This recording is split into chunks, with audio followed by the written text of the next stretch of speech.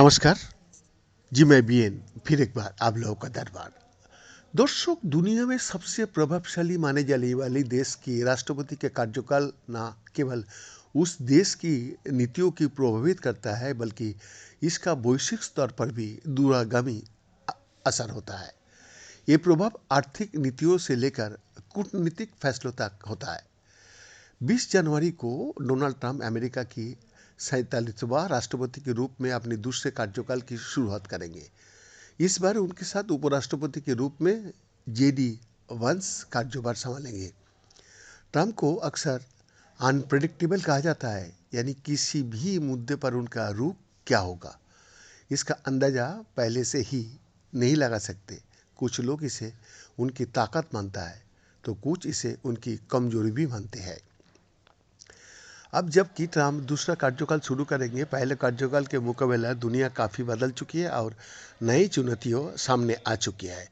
क्या भारत को अमेरिका के लिए सामान निर्यात करने पर ज़्यादा टैक्स देना पड़ेगा? अमेरिका और चीन के रिश्ते में क्या बदलाव आएगा? इसराइल और हमास का बीच जो संघर्ष विराम का समझौता हुआ है, वो मध्य पूर्व में कितनी स्थायी शांति लाएगा? रूस यूक्रेन युद्ध का अंत होने की क्या संभावना है? जलवायु परिवर्तन पर अमेरिका क्या रुख होगा? और दक्षिण एशिया में भारत में अमेरिका से किस तरह की अपेक्षाएं रखनी चाहिए? बीबीसी हिंदी के साप्ताहिक कार्यक्रम द लेंस में कलेक्टिव न्यूज़रूम के director of journalism Mukesh Sharma ने इन सभी सवालों पर चर्चा की। इस चर्चा में कूटनीतिक मामले के वरिष्ठ पत्रकार इंद्राणी बागची, कूटनीतिक विश्लेषक राजीव नयन और जेरूसलम से वरिष्ठ पत्रकार हरिंदर मिश्रा शामिल हुए। इसराइली कैबिनेट ने गाजा में युद्ध विराम और बंधकों की रिहाई के लिए हमास के साथ हुए समझौते को मंजूरी दे दिया है।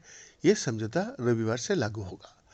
अमेरिकी चुनाव अभियान की डोनाल्ड ट्रंप ने यूक्रेन, रूस और मध्य पूर्व में संघर्ष को लेकर कहा था, अगर वो सत्ता में आए तो युद्ध जल्द से जल्द समाप्त हो जाएगी। उनके कार्यभार संभालने से पहले ही इसराइल और हमास के बीच गाजा युद्ध विराम समझौता को मंजूरी मिला है। ऐसे में सवाल उठता है कि इस युद्ध विराम में ट्रंप का क्या भूमिका होगा? बीएन का एक्सक्लूसिव रिपोर्ट।